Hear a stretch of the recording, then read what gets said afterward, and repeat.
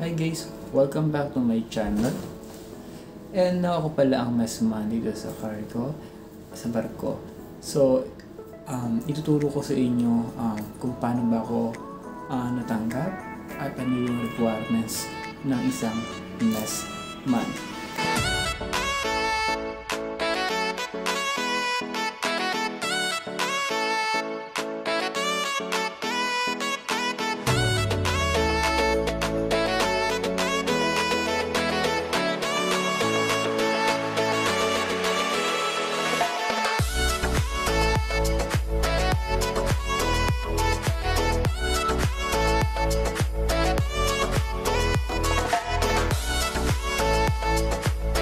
Kung bago ka sa aking channel, thank you dahil nandito ka, dahil alam ko naghanap ka ng trabaho.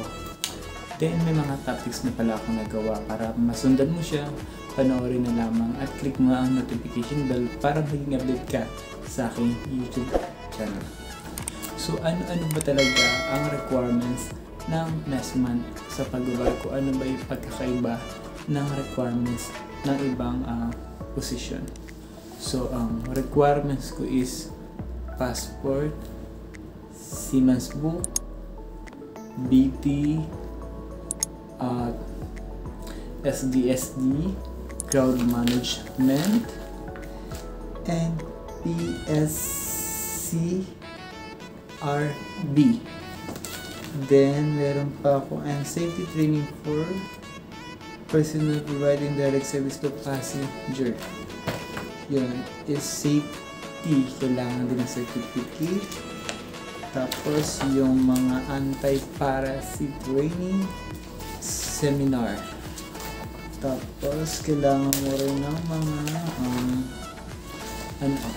wait lang, hinahanap ko lang. So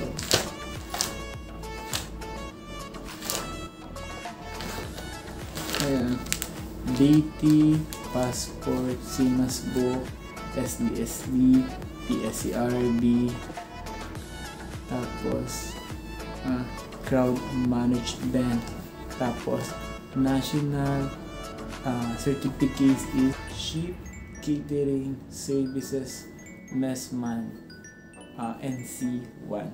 Ayan yung aking mga requirements na kailangan kapag mag-apply ka ay meron ka nito.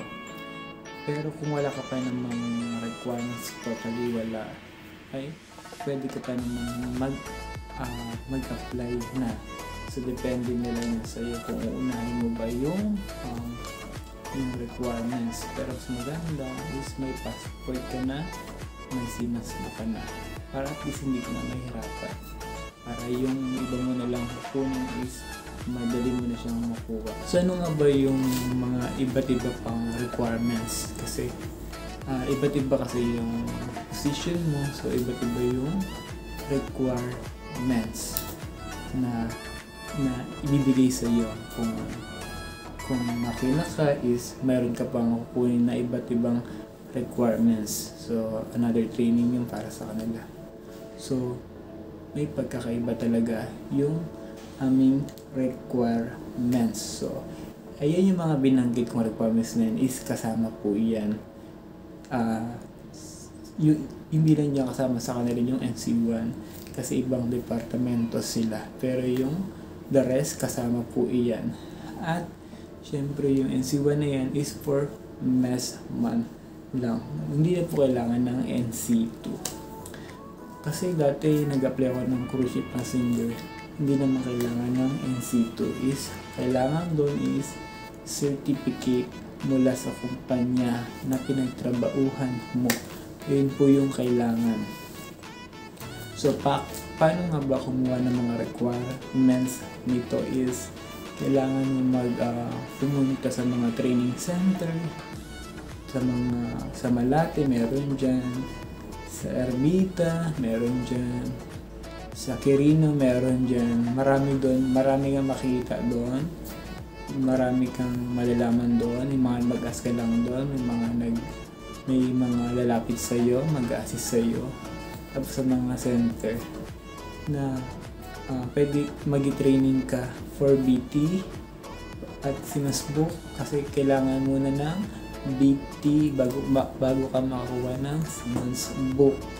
So kailangan talaga yun bago ka mag-apply ng Siemens book. BT muna bago Siemens book. Tapos kailangan mo rin talaga ng tiyaga dito kasi medyo matagal yung mga training, marami pang proseso, medyo based din ang i-training mo. So kailangan mo talaga ng sipag at tiyaga. So kung bago ka lang dito sa video ko na to, marami na akong video na about na hinahanap mo tungkol sa NESMAT. At nandiyan na yan guys, hanapin nyo na lang siya step by step para malaman nyo yung aking nilalaman dito kasi gusto ko i-share ito lahat para sa inyo. Maraming salamat. Don't forget, click na yan at follow na kayo sa aking Facebook. Maraming salamat. Thank you.